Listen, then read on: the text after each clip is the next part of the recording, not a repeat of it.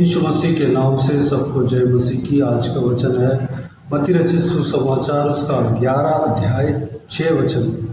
और धन्य है वह जो मेरे कारण ठोकर न खाए। मेरे प्रियो, इस वचन को प्रभु यीशु ने कहा है। प्रभु यीशु कहता है धन्य है वह मेरे कारण ठोकर न खाए। कौन ठोकर खाता है? प्रभु यीशु मसीह के वजह से, प्रभु यीशु मसीह के कारण कौन ठोकर खाता है, कौन नहीं खाता है। इस विषय को हम इस वचन के द्वारा हम देखने वाले हैं, मनन करने वाले हैं। जो प्रभु यीशु मसीह के मार्ग में चलता है वह प्रभु यीशु मसीह के कारण ठोकर नहीं खाता, क्योंकि प्रभु यीशु उस मार्ग को दिखाता है। वो कहते हैं कि इस मार्ग पर चलो, मेरे मार्ग पर चलो। इसलिए प्रभु यीशु उस मार्ग का ठोकर का कारण नहीं बनता। जब प्रभु यीशु मसीह के पीछे जो कोई व्यक्ति चलने लगता है उनके लिए प्रभु यीशु ठोकर का कारण नहीं बनता। उस तरह के व्यक्ति, वह व्यक्ति धन्य है। इस तरह प्रभु यीशु कहता है, जब प्रभु यीशु का वचन के अनुसार चलने के लिए अपने आप को सौंपता है वह प्रभु यीशु मसीह के कारण ठोकर नहीं खाता, क्योंकि प्रभु यीशु स्वयं कहता है मेरे वचन पर चलो, सत्य मार्ग पर चलो। इसलिए प्रभु यीशु उस मार्ग पर ठोकर का कारण नहीं है, वह स्वयं उस मार्ग को दिखाता है। जो कोई भी व्यक्ति उस मार्ग में चलता है, प्रभु यीशु का वचन के अनुसार चलता है, सत्य मार्ग में चलता है, वह व्यक्ति धन्य है। यानी कि जिस मार्ग में प्रभु यीशु ठोकर का कारण नहीं होता, वो मार्ग को जो कोई भी जन अपनाता है वह व्यक्ति धन्य है। धन्य है यानी कि वह उत्तम है, वह अनंत जीवन में प्रवेश करेगा, वह भाग्यशाली है। मेरे प्रियो, प्रभु यीशु किस मनुष्य का ठोकर का कारण बनता है? जो प्रभु यीशु के मार्ग में नहीं चलता है, प्रभु यीशु को जानते हुए भी वह उनके खिलाफ जो मार्ग है, पाप के जिंदगी जीता है, उनके लिए प्रभु यीशु ठोकर का कारण बनता है। परमेश्वर का वचन के खिलाफ जो कोई भी जन करते हैं उनको प्रभु यीशु ठोकर का कारण बनता है। क्योंकि अगर हम पाप में जी रहे हैं, पाप की जिंदगी जी रहे हैं, हम बाइबल पढ़ते हैं तो बाइबल हमें उस पाप करने के लिए रोकेगा, उस पाप को करने नहीं देगा, उस पाप के कार्य को हमको करने के लिए रुकावट डालेगा, मना करेगा। तो जो कोई भी जन प्रभु यीशु मसीह के पीछे चलना नहीं चाहते हैं, वह जो कोई भी जन प्रभु यीशु मसीह का सत्य के मार्ग में चलना नहीं चाहते हैं, उनके लिए प्रभु यीशु ठोकर का कारण बनता है। क्योंकि प्रभु यीशु उनको रोकता है, क्योंकि वह मार्ग जो है वह अनंत मृत्यु के मार्ग है। प्रभु यीशु कोई मनुष्य को अनंत मृत्यु में जाने का इच्छा नहीं रखता। इसलिए कोई भी मनुष्य को जो अनंत मृत्यु के मार्ग में जो चलता है उसको परमेश्वर प्रभु यीशु रोकना चाहता है, रोकेगा। जो क्रिश्चियन है, जो मसीह यीशु को अपनाया है, वह विश्वास किया है, लेकिन वह पाप के जिंदगी की ओर जब मुड़ते हैं तो प्रभु यीशु उनके लिए ठोकर का कारण बनता है, क्योंकि उनको प्रभु यीशु रोकता है, प्रभु का वचन रोकता है।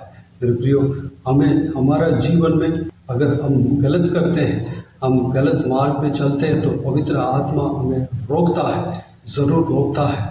परमेश्वर प्रभु यीशु हमें ज़रूर रोकता है। परमेश्वर का वचन जब हम पढ़ते हैं, परमेश्वर का वचन के द्वारा हमसे बातें करता है, इस कार्य को मत करो, इस कार्य को नहीं करना, इस तरह की परमेश्वर हमसे बातें करता है। जब प्रभु यीशु किसी भी कारण, किसी भी काम को करने के लिए मना करता है तो हम उस काम को हमें करने से अपने आप को रोक देना है। जो प्रभु यीशु जिस तरह चाहता है उस तरफ हम मोड़ लेना है, अपने आप को मोड़ लेना है, तब हमारा मार्ग सही रहता है।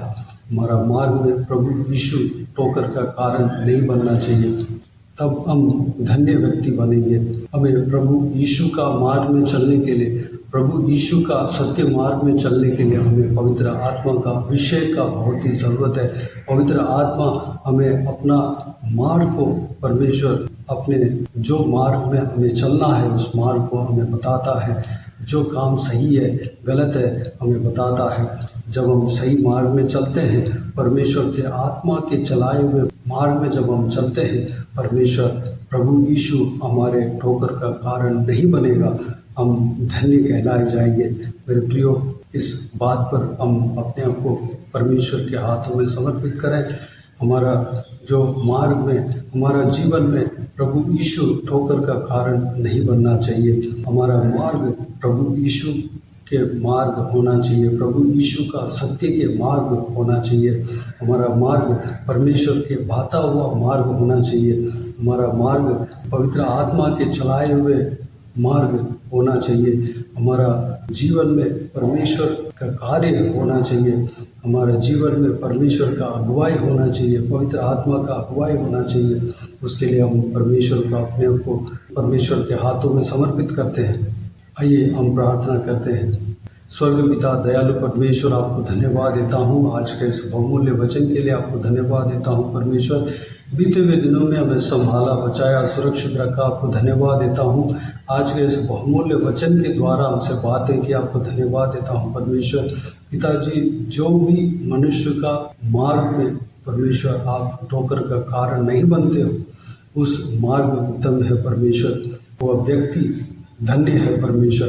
पिताजी, हम धन्य व्यक्ति बनने पाए परमेश्वर। हमारे मार्ग में आप ठोकर का कारण ना हो परमेश्वर।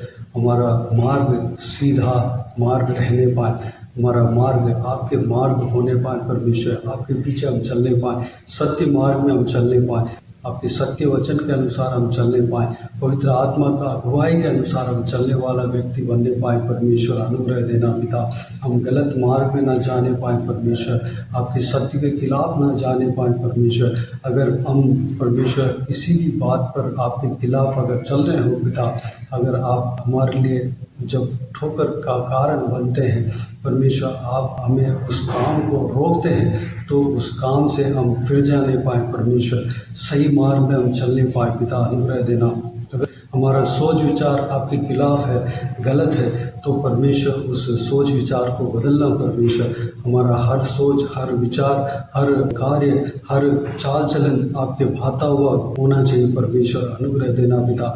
पवित्र आत्मा हमें सहायता करना, मदद करना, आप हमें इस्तेमाल करना, आप हमें चलाना परमेश्वर। धन्यवाद देता हूँ पिता। बाकी सारे बातों का आपके हाथों में सौंपता हूँ।